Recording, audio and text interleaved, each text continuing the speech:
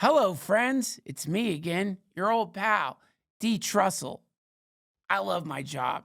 And I love my job because I get to have conversations like the one you're about to get to listen to. I don't even know how this happened necessarily.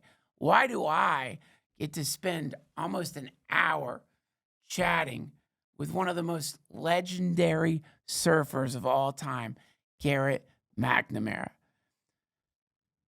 I'll tell you why. He's plugging his show, 100-Foot Wave Season 3. And if you haven't watched this on HBO Max, just stop the podcast and go watch.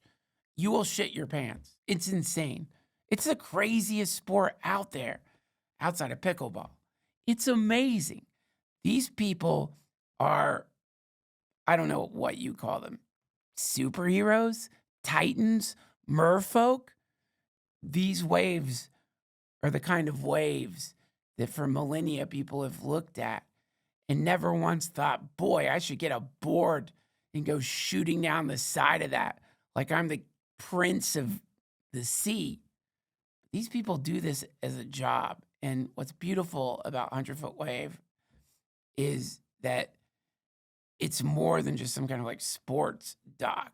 Like, it's a spiritual exploration of connecting with the earth and what it's like to have one of the wildest jobs of all time. We had a lot of great points during this conversation. And yeah, you know what? I think I'm going to become a big wave surfer. In fact, after this episode, I'm headed off to Jaws, which I've heard is a place where there's big waves, a big wave. And yeah, I'm not even gonna use a jet ski. I'm just gonna paddle out there and surf that baby. I'm inspired. So please watch 100-Foot Wave. It's definitely worth your time. It's HBO. Everything they make is awesome. I love you. Was this a clumsy intro? Oh, also, if you want commercial-free episodes, don't forget to become a member. And you could also subscribe to my Patreon at patreon.com/DTFH. Now, everybody, legend of the sea, Garrett McNamara. Garrett, oh my God. Welcome to the DTFH. I can't believe I get to meet you even in 2D. It's mind-blowing. How are you? Where are you right now? We're in Hawaii. We're getting ready for our pilgrimage to Nazaré for the premiere in May 22nd. Woo! You know how HBO starts, showing shows. Like, I don't know which season of your show I was watching, but I just got lucky. I was laid up in a hotel room, got sick. I don't know if you ever do that when you got a bunch of kids around, don't want to infect them. So I'm just in it. The show pops up. I was gonna watch it anyway, but I don't mean to start our lifelong friendship in a vulgar way, but I felt like I was going to shit my pants watching what you do.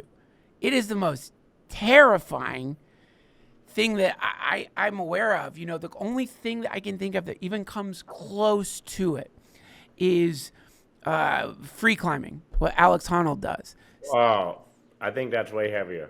Of course you do. You think that's way heavier, but that's you. Everybody else, it's the same. It's different, obviously, but as far as the most insane job on earth to have, there's free climbing and big wave surfing, and then maybe I'm sure there's some others. I gotta know. It's a weird beginning of the interview. Do you ever find yourself floating out there thinking, what have I done? Why am I about to do this again? I didn't used to. I always just enjoyed it so much, so it was just fun. Since my injury in 2007? Yeah, 2007. No, 2016.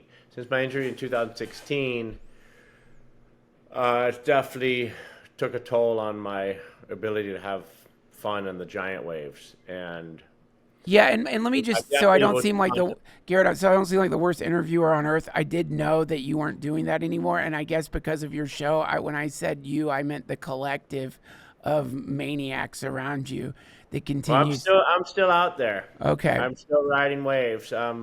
Last year or this winter was the most I've surfed since 2016, and awesome. there wasn't a lot of giant days, but there's a lot of fun days. And then in season 3, we go to Cortez Banks, where I get a few waves. We go to outside pipeline called Log Cabins, get a few waves. Yeah, but definitely not as comfortable as I used to be. Right. Well, I mean, the fact that at some point you were comfortable speaks to the personality type of you and your brethren who engage in this activity, which is beautiful. It's one of the most beautiful things I've ever seen. I think I failed to mention that something about the joining together of humanity and the ocean and life produces this beautiful possibility. It gives you a sense of this visual depiction of harmonizing with the earth and a sense of, my God, if we could do that, we could do anything, everything. But the other thought that occurred to me is that people who ride these giant waves are outsiders in the most extreme way. Because I was thinking, if I did that, other than my friends who'd experienced that, who do I relate to? And I was wondering, how do you relate to normies like me? How do you relate to landlocked pussies who haven't done that? Or do you not even try? We all have our comfort zones, and we all have our strengths and our qualities, and a lot of it crossover. There's a lot of crossover in normal life and big wave surfing, and I think everybody has their own 100-foot wave. Everybody has their own challenges or their own thing that they love doing more than anything, and it's a balance, and it's a dance with your mother nature and with your life, and if we can do it gracefully and in a good way, and harmony with mother nature and harmony with our friends and humanity, and that's beautiful. It's extraordinary. I'm a stand-up comic, but I don't need a jet ski to pull me on stage.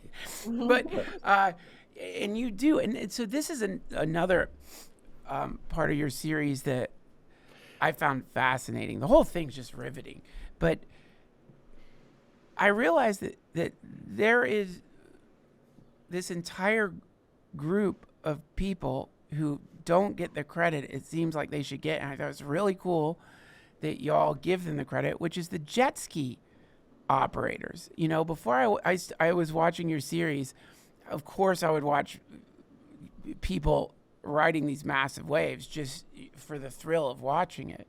But never once did I think about the jet ski operators and what an incredibly dangerous job that is.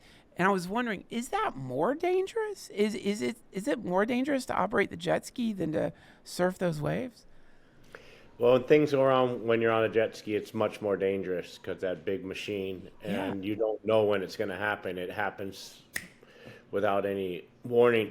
So something can go wrong with the ski, or you don't time it right, and the wave catches you, and all of a sudden it's a yard sale, and the jet ski's flying one way, you're flying another way, and hopefully you're not hitting the jet ski. The pilot is your lifeline, and he is your best friend, hopefully, and you work as a team, a well-oiled machine. Like, you can just communicate with your eyes and some small hand signals if everything's running really well, and you know what each other's desires are, and know how each other wants to enter the waves, and but then it can be challenging as well. It's like a marriage, kind of. You see, there's a lot of challenges with a partner, but yeah, the answer is it's very dangerous if things go wrong. Much more dangerous, actually, because you have that big machine, and then you have the rope connected to the machine they can wrap around you. Oh, terrifying. You're looking at me and you're probably thinking, like, you look like a professional surfer. You have the eye of the ocean, and you seem like you probably want to invite me to be a big wave surfer. just to save you the embarrassment, I can't right now. I'm too busy podcasting. But Well, we'll take you out. Come to Nazareth. We'll get you on the jet ski.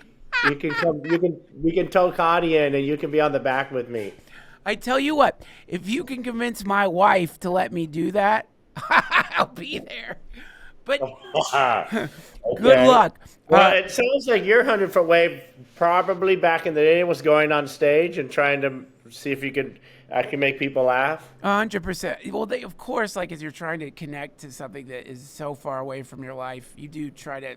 I did try to make that connection. I was thinking like when I go to see my much more successful comedian friends in arenas, that's my 100-foot wave. I look at that as like, but there was a time when 20 people was a 100-foot wave, and then it began to feel normal, and then bigger crowds, etc. But yeah, I guess we all have our 100-foot wave, and that's sweet, and thank you for that. But you have actual waves, and that's different. That's different. And I wanted to know, and forgive me if this is woo-woo-y or weird, but I was wondering, okay, so with stand-up, there's things that you see if you've ever seen a stand-up comic, and then there's things you wouldn't know unless you were a comic. Like there's a feeling up there that is very difficult to explain other than a sense of connection that goes beyond what seems like what's happening. For example, you know you're bombing even before you start bombing. You can feel the attention of the audience, just like a bubble popping or something, and it's the worst feeling ever. But I was wondering, is there something that you experience out there that maybe doesn't show up on camera? Is there something magical or maybe paranormal even that doesn't make sense or might not make sense based on the way we understand athleticism or surfing even? The bombing aspect, there was a contest that I was in at Jaws, and it was like 50, 60, 70 feet, the biggest waves competed in, and it had the largest purse up to date. And I first wave I entered, and I was so scared that I kicked out, and I saw thousands of people on the cliff, and all I was thinking is You knew that all of these people, it was that bombing that you explained. It was that feeling. The other feeling when you're out, just getting on my board and paddling out and seeing perfect waves at sunset. I just get this special connection, this feeling, this euphoric feeling. I have so much gratitude. I just feel so blessed and so lucky, and I'm just saying thank you, God, or thank you, whatever's up there. I just give so much gratitude. And the feeling on the wave, it can be, it depends on the wave. Some waves can be frustrating, and some waves can be really challenging. Then other waves can be the best experience of your life. I mean, the barrel I had at Jaws in 2003 was the best experience I've ever had in surfing still to date. And it was just like, I'd been focusing on getting barreled for like 10 years on a 20-foot wave, and it hadn't happened.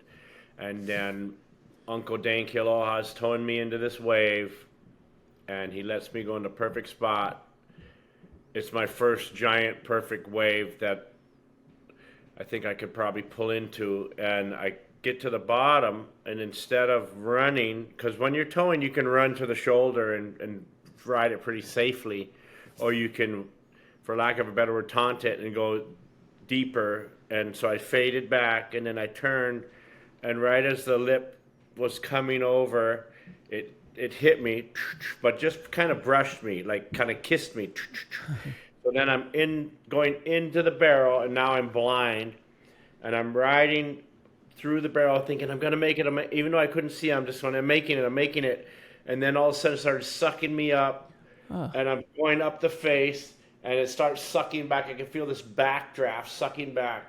And then all of a sudden, from right when I feel like I'm about to fall, I feel this hurricane force wind, like it's called the spit, like a fire hose just comes from behind.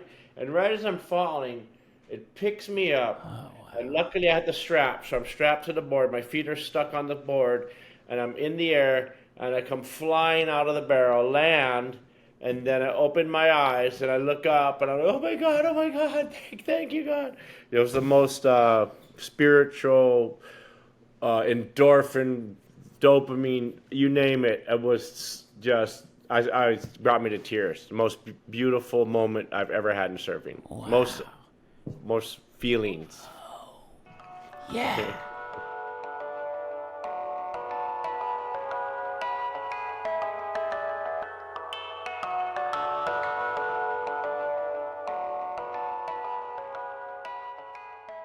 This episode of the DTFH is brought to you by Ridge. My friends, I wish you could have seen the wallet I used to have. It looks like something you find on a cadaver that you pulled out of the bottom of a lake. Just this rotten, scuffed up thing. Kind of got the roadkill, smushed look to it, like cars had been running over it. But that wasn't a car, that was my ass on airplanes, just smashing it, distorting it, breaking it down, heating it up. Whatever leather it was, it didn't look like leather. I don't know what it looked like. Something dark, something that should be at the bottom of the sea. But then Ridge reached out to me. It's like they sensed the horror of my wallet. It was that bad, as though the evil of my wallet was emanating through time, space, and reached the Ridge marketing department. And they said, do you want us to sponsor your show? I said, of course. And then they sent me this baby here, a Ridge wallet. This simple thing is so incredible. You got the little strap, put your cash in there. You got your key, hotel key and card area. You want to get one of these things out, I'm not going to show you my card number, you hackers, but you pull it out, zip your card right out. No problem. Easy. That's a Ridge wallet. If Stoicism made a wallet, it would be Ridge. Also, it's got a perfect weight. It's a weight that helps you understand this is a real wallet. This is the condensed, perfect, platonic ideal of wallets. Not too heavy, but not too light, like some kind of brittle leaf floating through the cold winds of late fall. That was my old wallet. Also, they have a special AirTag attachment you can use. They don't just sell wallets, that's the point. Even better, you can get the Ridge AirTag attachment so you don't lose this sucker.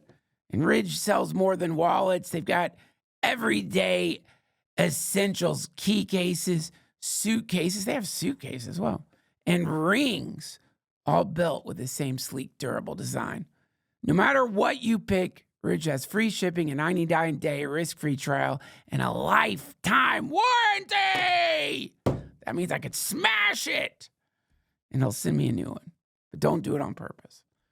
For a limited time, our listeners get 10% off of Ridge by using code Duncan at checkout. Just head to ridge.com, use code Duncan, and you're all set. After your purchase, they will ask you where you heard about them. Please support our show and tell them our show sent you. No other show. The DTFH. Thank you, Ridge.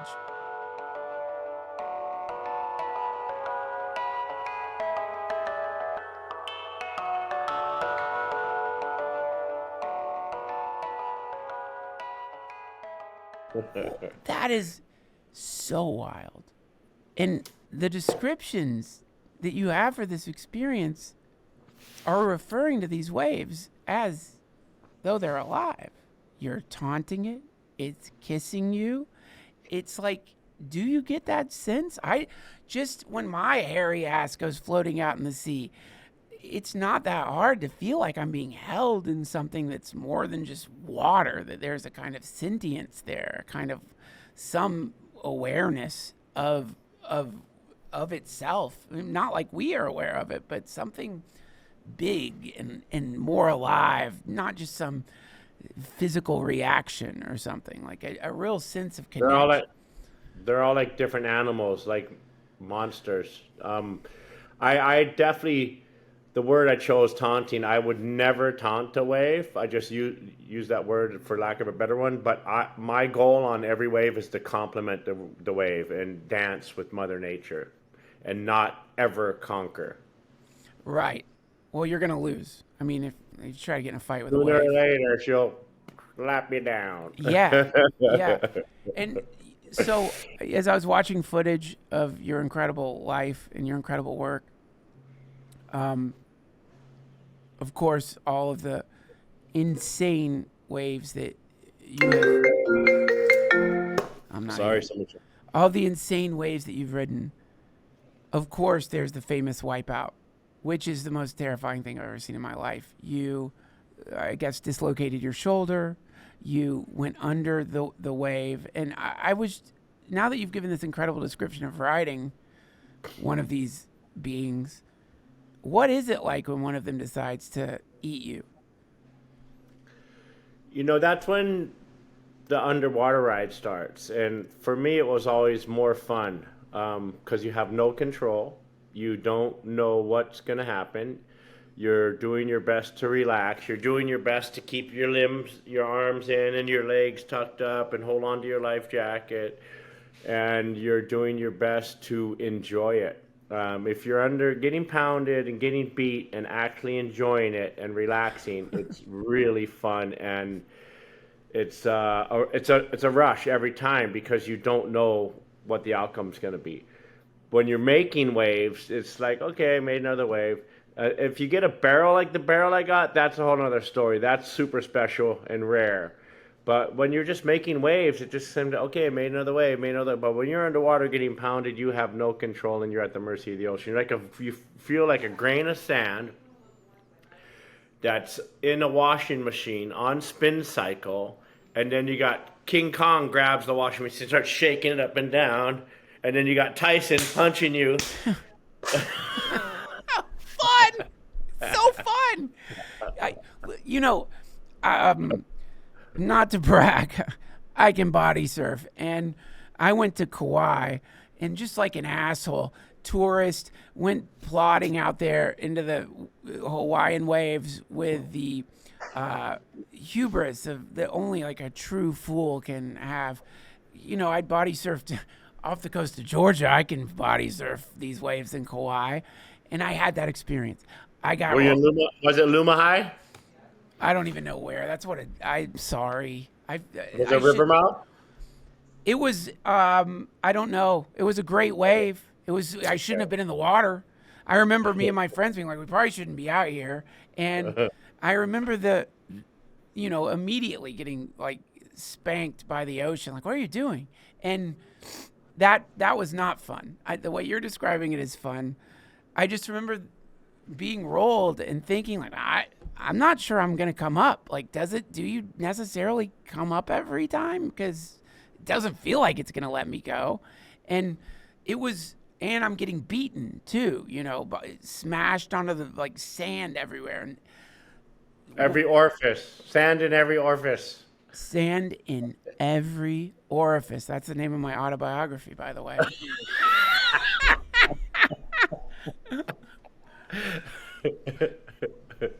So, what's it like when you're home? You haven't just filmed like you haven't just been on like the greatest wave of your life, but it's in 4K. Hundreds of people have filmed this. People have watched you have an experience that you're describing as incredibly rare for a surfer, and obviously incredibly rare even for surfers because there's other people involved in this. You've got to get towed out. So you go home. Is it a come down? Do you crash? What's it like at the end of the day after having one of the most extraordinary experiences maybe available to a human being on the planet? It is definitely a roller coaster. You can be having the best day of your life in the ocean and getting the best rides you've ever had, and then in 1 second somebody cuts you off or does something that makes you mad. All of a sudden you're just down in the depths and want to kill somebody. And the highs and lows that we experience are overwhelming. And it's definitely something that we process and we go through and we work on being in the 10-second barrel all day, every day. Work on having fun no matter what we're doing. But it is super challenging when you have that experience and then you go back home and you're in normal life and you're looking for that next swell or that next rush or that next wave. And like Kent Ewing, he's a healer in I think Dana Point, somewhere around San Clemente. He said the goal in life is to be in the 10-second barrel all day, every day. Everything we do, show up happy, show up high vibration, show up having fun, and really embody that feeling of that incredible moment that you had in the ocean and bring it wherever you go. I'm not saying I'm good at it, but I'm definitely working on it. I'm getting really good at it. And it's all about just having that high vibration, that positive energy. Whenever you show up, what are you going to bring to the situation? What are you going to bring to the room? What are you going to bring to your children? What are you going to bring to the office? Right. Are you going to bring this amazing, happy, vibrating, just high frequency, high energy that's just contagious that everybody wants a piece of? Or are you going to bring that that everybody wants to run away from? Right. Okay. So this was something forgive me for not knowing exactly which season I was watching. I'm assuming it's the previous season. But one thing I was super impressed with, man, is in almost every shot, you got a baby on your arm. And I'm a dad. I got 3 kids. And I just thought that was the coolest thing ever. And I also thought it must be, and some other surfers on the show seem to be contending with this reality, which is when you don't have kids, getting towed out on a big wave that could potentially end your life, it's still probably scary, but the stakes are different. When you got kids, it adds a whole new dynamic to this job. And it seems like a lot of people on your team have to deal with the psychology of parenting and being a big wave surfer. What are your thoughts on that? Is there a point where you have to give up things like that for the bigger picture for your children?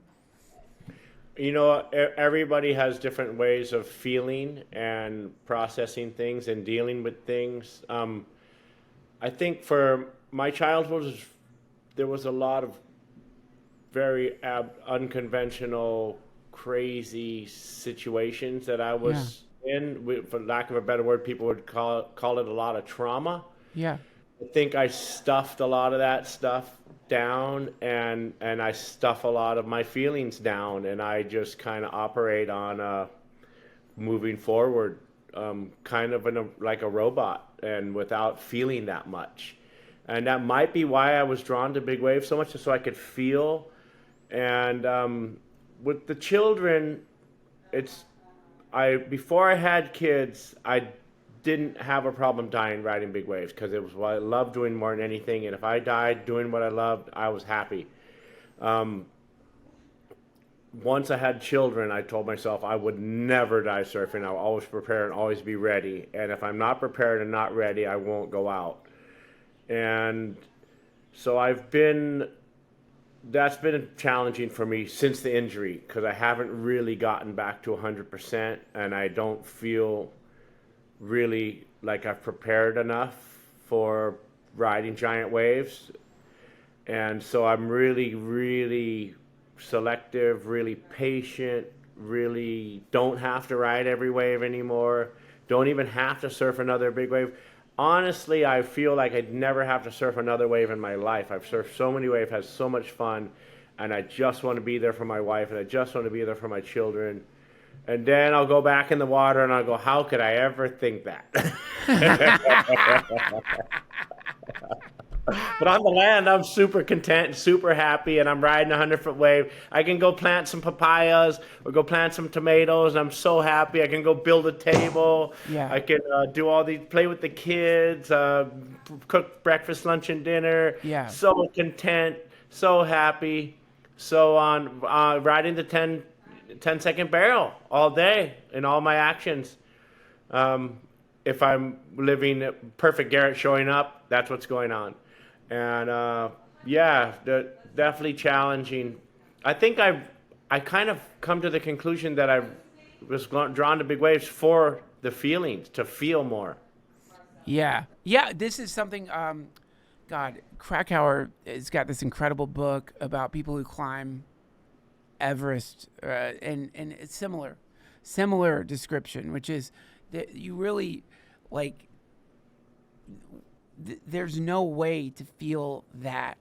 You can't feel that. Maybe you would want to trick yourself into thinking you can feel that, but you really can't feel that except in doing these extreme sports. That something opens up, a view of reality opens up that isn't accessible when you are building tables, doing podcasts, planting papayas.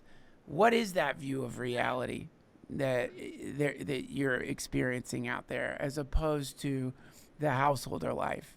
What is that view? What is this glimpse of something that you're catching?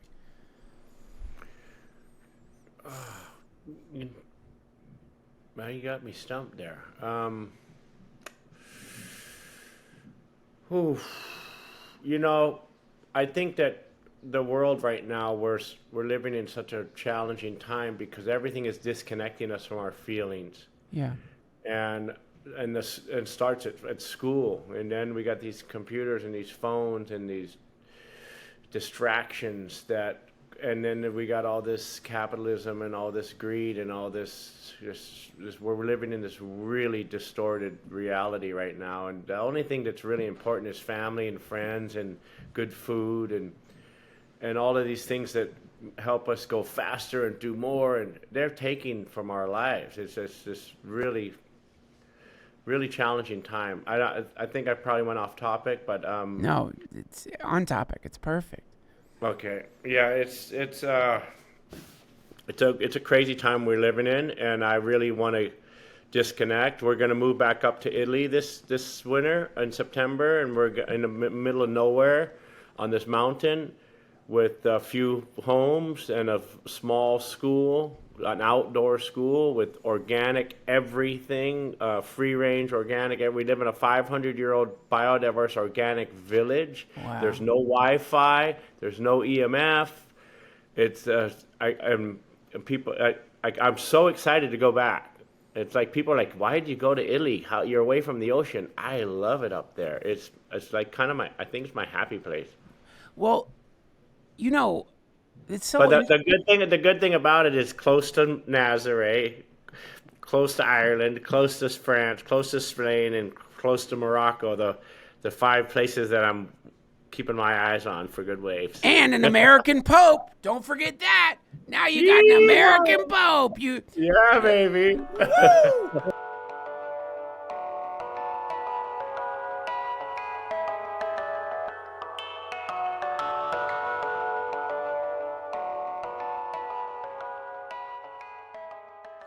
This episode is brought to you by my dear friends at True Classic.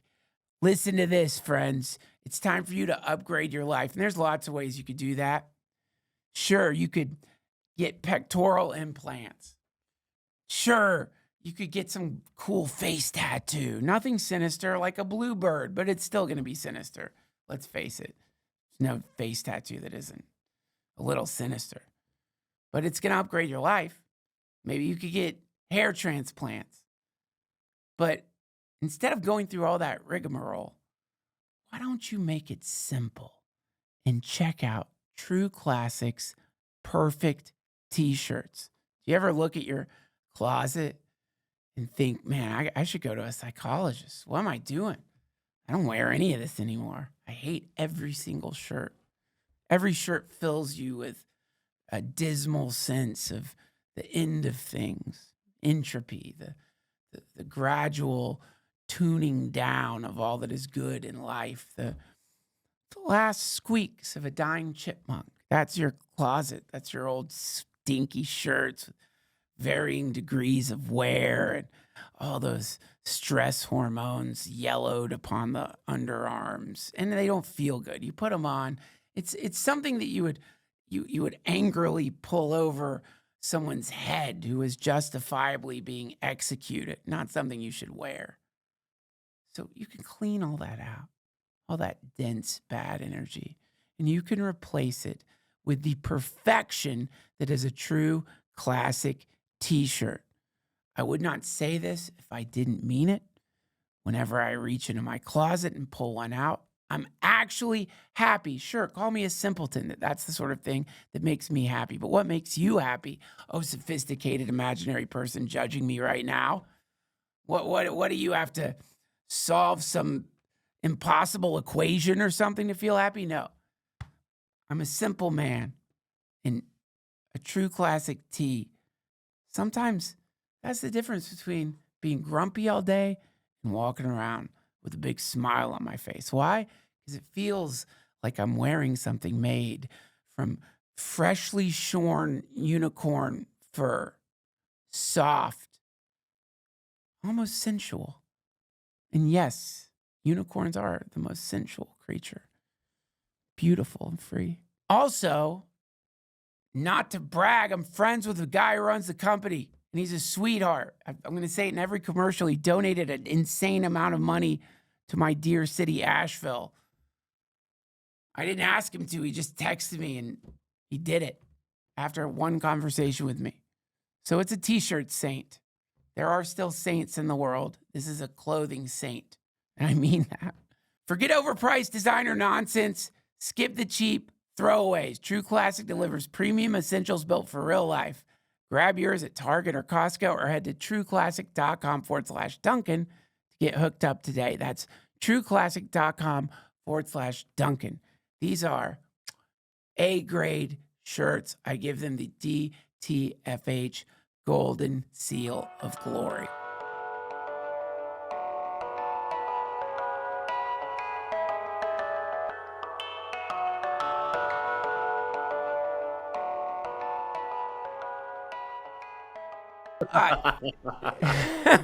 But it's crazy you mentioned that disconnecting. It's funny we call it disconnecting, by the way. That's how nuts everything is turning your phone off is disconnecting. It's like, yeah, what are you disconnecting from? Satan. But The Matrix. the Matrix, man. But It's real. It's so real. It's so weird. If you watch The Matrix with and kind of it's here. It's now. yeah, for When all sure. those things are plugged into all the people, that's the phones. Yeah, and it's almost annoying that those movies exist because just by saying it's like The Matrix, you underemphasize the reality that it sadly is like that. We're becoming the Borg. We have, and it's ironic that I'm saying this in relation to your show, which is like me sitting in my hotel on my bed, eating chips, watching people harmonize with nature. But this is sort of the sad effect of being able to observe so many different people doing cool things in 2D on your phone is it almost tricks your brain into thinking you're doing that. You're there. That's you too. When you couldn't be further away. But strangely, after watching your show, I started thinking I got to turn my phone off. And it's funny that you mentioned that. It's almost like that part of you comes through accidentally. It felt like it was inviting me to reconnect with whatever that is and turn down the volume on this Matrix shit that I'm hooked on. I am so proud, grateful, and honored that you're sharing that right now. I'm hoping our dream is that this reaches people and inspires people, and we get inspired by people like you. We're always inspired by amazing people and amazing situations, and the only reason that we did this show was to hopefully inspire people.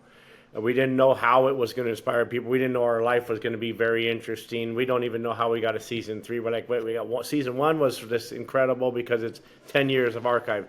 Season 2, we're like, oh my God, they actually did it. It's just as good as 1 somehow. And then season 3, we're like, what the hell? Our life is not that interesting. What are they going to come up with? And it's actually feels like season 3 is better than 2. That's like, and then if people like you are sharing that, then we are on the moon and so happy that everything is working. Wow, cool. Yeah, because that was, I think we're all turned off now by corrective anything on TV. And there wasn't a moment where anybody's like, you should turn off your phone and rejoin the ocean. It wasn't that at all. It's watching, it's watching this like completely alternate way that people are existing. And everyone in your show, I love the way that your show deals with conflict too. It's not the like, I don't know, garish, reality TV stuff. It's this really heartfelt way these people are working through. The episode I saw, famous surfer did not trust her jet ski operator. Maybe you can tune me into where Justine. And also Justine gets cut off right at Jaws, right? They go out to Jaws. I think they flew there. A big swell at Jaws. And just gets cut off. And gets kind of a concussion. I think she got a concussion. And she had a helmet on. And I'm pissed. Like, you're watching it, you're like, hell yes. And then some asshole just fucks her life up. Takes her out. And so infuriating. And I know nothing about surfing. I don't know if that person's an asshole. That person maybe didn't do anything wrong. I don't know. But Justine's reaction to that was not what my reaction would have been, which is just some kind of hot, impotent rage. She seemed so sort of honestly sad about it, but more wondering, like, why am I having bad luck right now? Didn't even mention that guy.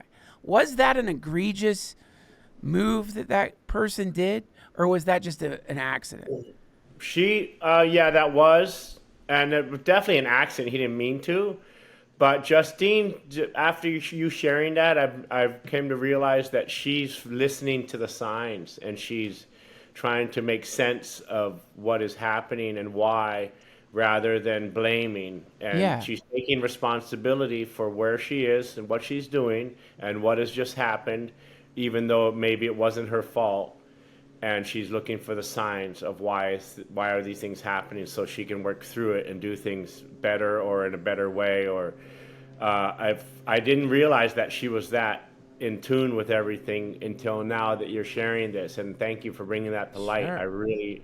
I'm gonna talk with her more about that because it's really interesting to me. Is that something that's common in the surfer world? Is like listening to the signs, not looking at things as disconnected events, but seeing if there's like a message is being articulated via circumstance? Everybody's so different, and if you're really in touch with your feelings and you're in touch with reality and not and taking responsibility for wherever you are and whatever you're doing and whatever is happening, rather than trying to blame. And there are a lot. Lucas seems to listen to the signs. When he goes through that with Marcio, and then it seems like it's tough because you're trying to put food on the table, you're doing what you love, then you have all the things that you got to deal with on the land. It seems like we're more comfortable in the ocean. We don't have all these things going on that we have on the land. So when we're in the ocean, we're just free and carefree and just loving life, and that's our true self showing up in the ocean. Have you ever heard of the Lojong mind training? No, but it sounds amazing. It sounds so cool, and it is cool for once. It sounds cool. It is cool. The Lojong mind training, it's this set of Buddhist slogans designed to get you into the moment. And my favorite of them all, and one that I constantly remind myself of, is drive all blames into oneself. So you always to blame, even like no matter what. There's just no way out of that one. Drive all blames into oneself, and what it does is that it centers you. You know, the moment you're trying to find, oh, this is this person's fault or that person's fault. No, always, wherever you are, you got yourself there. It sounds dismal, I guess, to people out there who want to blame people, but when you're done with that part of your life, it's quite useful to remind yourself of that. And yet sometimes things seem very out of your control. Sometimes, I mean, is it the dinosaurs' fault? They got smashed by a meteor? I don't think dinosaurs are Brutus, but the point is, it's a nice antidote to what seems to be fairly common out there right now, is blaming other people. When it gets you, the Cocoon. Yeah. What do you thank you very much or whatever?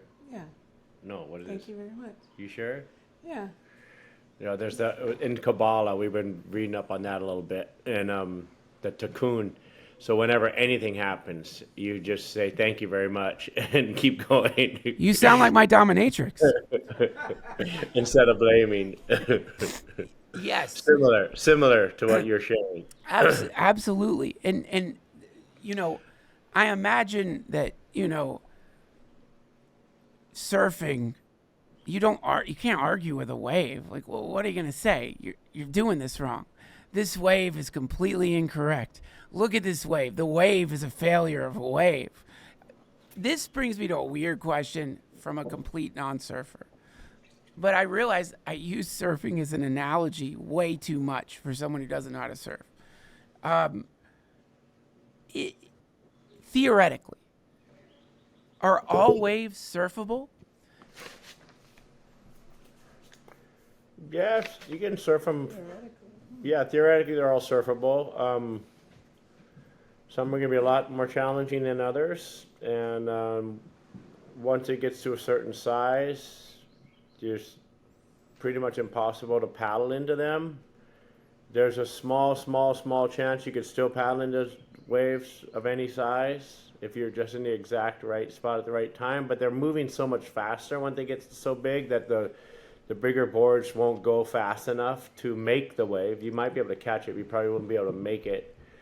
Yeah, and then you have different types of waves formed from different things, like the glacier waves were formed from water displacement. And then you have river waves that are formed from a little bump in the bottom of the river that causes an eddy, and then you got Waimea river mouth wave, which is caused from water coming out so fast and a little water coming in.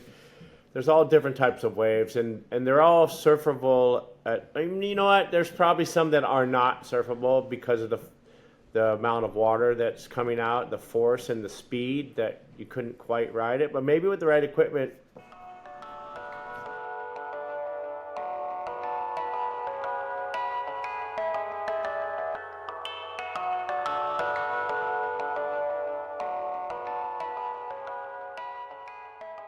This episode of the DTFH is brought to you by BetterHelp. If you're like me, you're a gym rat, you're at the gym all the time, and you look around and, you know, it's completely acceptable to go to the gym. Work on those abs, get your glutes popping. Nobody will judge you for it. Everyone will think, wow, congratulations, you're disciplined.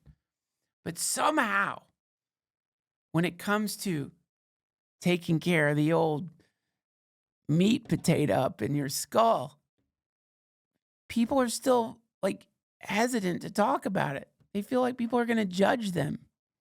26% of people in a recent poll said that they didn't want to go to therapy because they thought they would be judged for it.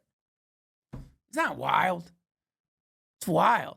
I could show you like my cool arm sleeve tattoo and be like, it's day 5 of getting this viper eating a piglet tattooed on my arm. And a lot of people are like, that is cool. The reality of it is getting therapy doesn't just help you. It helps your family. It helps your friends. It helps your community. When you feel good, people around you feel good. That's just the way it is. You ever smash your finger in a door?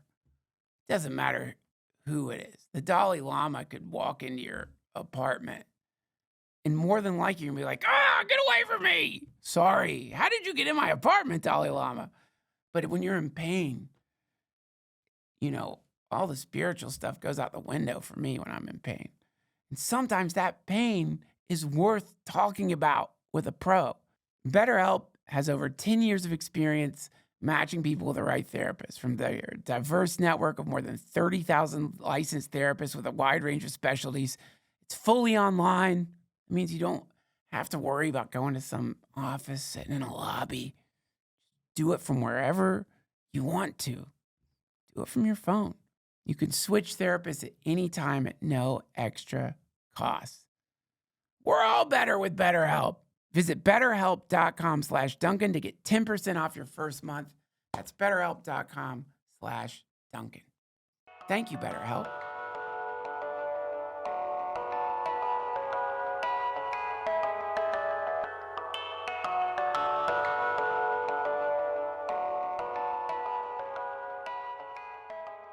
So Escape from New York is bullshit when he surfs out on the... I'm sorry. I don't know if you saw that, but I do. What was it? I'm sorry. I'm sorry for everyone listening. I'm sorry. Escape from New York. Did you remember Escape from New York? I think he escapes from New York by surfing a tsunami wave out of New York. It's so dumb, and I'm sorry. Well, tsunami waves are surfable. That's what I was afraid to ask you. I've surfed one. You've surfed a tsunami wave. See, I don't know. Well, it's actually tsunamis for Japan, and in the United States, it's called a tidal wave. You've surfed. Did you know it was a tsunami wave? We were in Mexico, and the tidal wave alert went off, and everybody's freaking out. And I grabbed my board and I paddled. You were there, right? Yes, I was there. We were eating lunch on the beach. Like our table is actually on the beach. And all of a sudden the whole ocean sucks out. And I paddled. Like just straight like from one of those movies where it just goes all the way out. And then you see like the dumb people who are like walking, oh, this is cool. And the people are like walking out and the whole thing is sucking. And Garrett runs and grabs his stand-up paddleboard. Paddled out as far as I could. And he's like running down the beach with his board. And were people warning you? Were people like, no, tsunami, no, don't surf, no? The tsunami was like this. You didn't know that at the time. You didn't know what it would be. That's the great.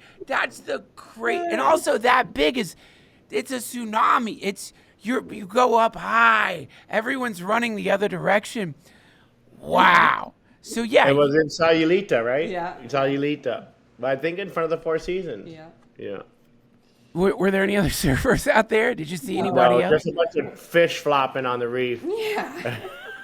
They're warning you. No, don't do this.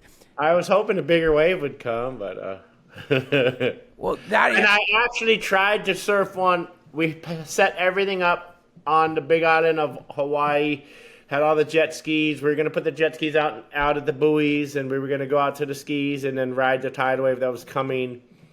And I, for some reason, didn't. I think we were even going to the airport, already getting ready to go, and for some reason we pulled the plug, and it ended up just being a small little ripple again. So it was good that I didn't go. Okay, so this is the other thing that I found fascinating that I learned from watching your show, and I was vaguely aware of this, but what y'all do is futuristic in the sense that impossible, relative, like what?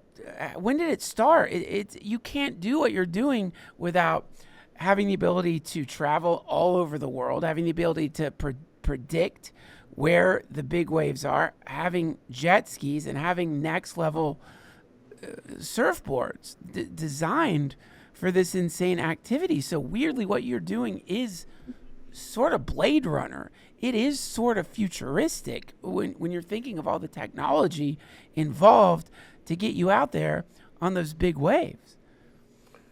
You know, it's crazy. Mercedes actually came to us in 2012 and said, we want to work with you. And I don't know if you know, Garrett, but they actually drove all the way to Nazareth, brought their computer, had their presentation, and said, I don't know if you know, Mercedes logo is air, land, and sea. And we don't do much in the sea anymore, so we want to go to the sea with you. And we don't want to just sit on the cliff in the car. We want to build you the ultimate surfboard so you can survive and come home to your family. And we're still riding a version of that. Most people that are surfing Nazareth are riding a version of that board. A Mercedes surfboard? Yeah, and they had this fun, craziest campaign on the wall with this futuristic board with engines, with jet packs, with just all this crazy, amazing. It was incredible. Well, I saw 7 foot tall German guys running around. We're gonna build a surfboard. We're gonna build a surfboard. What an insane life you have, friend. Insane. All of these stories are like a fever dream. It's something if I would wake up from like, what did I eat? I'm curious about this. It was a Blade Runner situation, and you're right. The traveling to Tahiti, you have to have everything set up. And so back in the day, I would have my team, my family, basically in each country. I had one in Chile, Australia, Tahiti, Fiji, you name it, wherever, Japan, wherever we were going to go, wherever we saw low pressure systems going, we would get everything set up, and as soon as we saw the low pressure going towards that location, you get on the plane at the last minute because the storms change. So you want to wait all the way to the last minute, fly in front of the storm, have everything set up, make sure our boards are on the plane, make sure we have extra boards just in case. And it was very fun, but very challenging. You have to have it's very expensive. Yeah, it's very expensive, and you can't lean into anything. Like, you don't know what you're doing next week. The life is not. That's another way that you're completely an outsider compared to other people. How do you plant those papayas?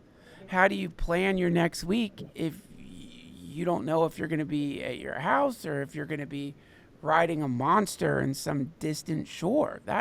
Seems like a mind fuck. And you don't know when it's going to come, and sometimes it takes 10 years for the swell of swells to appear, and sometimes that would be on Christmas or a birthday or a holiday. Those all took second to the storms for me for most of my life, most of my surfing career. You know about Krishna and the Gopis? You know about him? Yeah. What was it? I don't. Sorry. Krishna, the blue skin. Oh, Krishna. Krishna Yes. goes into the forest and plays his flute. The Gopis, they're the mothers. They're the householders. They hear the flute. They leave their lanterns burning to go out into the forest to dance with God. There's no thought of anything else other than this. And that, to me, seems like an anomalous way of existing in the world. And you are so lucky to have this wife. Is this soulmate situation happening here? Because I don't know if a lot of people, that must be something you're saying thank God to a lot when you're out there on the water, because, maintaining a stable marriage in such a precarious and strange environment seems challenging. Well, before kids, we went everywhere together, and I was in heaven because everything was set. Made sure I had all the right food. Everything was taken care of. The tickets, everything was. She set up everything. Still do that. Yeah, but you don't come with me everywhere. My wife does that for everything too. I'm so lucky. Oh, I'm so lucky. In the beginning, we got, our relationship, she started taking over everything and doing everything, and I was like, wow, this is so nice. And then I thought to myself, oh my God, if this goes sideways, I'm gonna be lost. Same. We're doomed. You're not doomed. I hope you get 1 million seasons of this show. I can't wait. I've got to go back to season 1 and start from the beginning. But it is not a mystery to me why you got season 3. It's one of the most beautiful, riveting series I've ever seen. And thank you so much for making it. Like, we're so lucky to even get to witness you maniacs, surf saints out there doing this. It's a beautiful thing to watch. And is there anything we should be looking forward to in season 3? Because HBO does that. They edge you out, man. They don't let you binge watch it. It's like once a week. It's so frustrating. Yeah, we know how that is. Well, first of all, yeah, none of it would be possible without my wife. She's the one who kind of wrote the script for the beginning of the show, but then Joe Lewis, and then he brought in Chris Smith, who brought in Topic, who brought in HBO, and we have the dream team. The powerhouse women at HBO are second to none. The whole team, we have a 10. Everybody's high vibration, top of their game. For season 3, we go exploring. We go to a few other spots. We go to Cortez Banks in next episode. We go to Morocco. Cool. And then we surf a bit in Hawaii during the eddy. I can't wait. God be with you. The next time I'm body surfing in the gentle, warm tides of coastal Georgia, I'll pretend I'm on a big wave. And thank you so much. And thanks for giving me your time. It's a real honor to meet you. Thanks so much, Garrett. Thank you. Thank you so much. Cheers. Pleasure. Bye. Thank you. That was Garrett McNamara, everybody. 100 Foot Wave, Season 3, HBO Max. I love you, and I'll see you next week. Until then, Hare Krishna.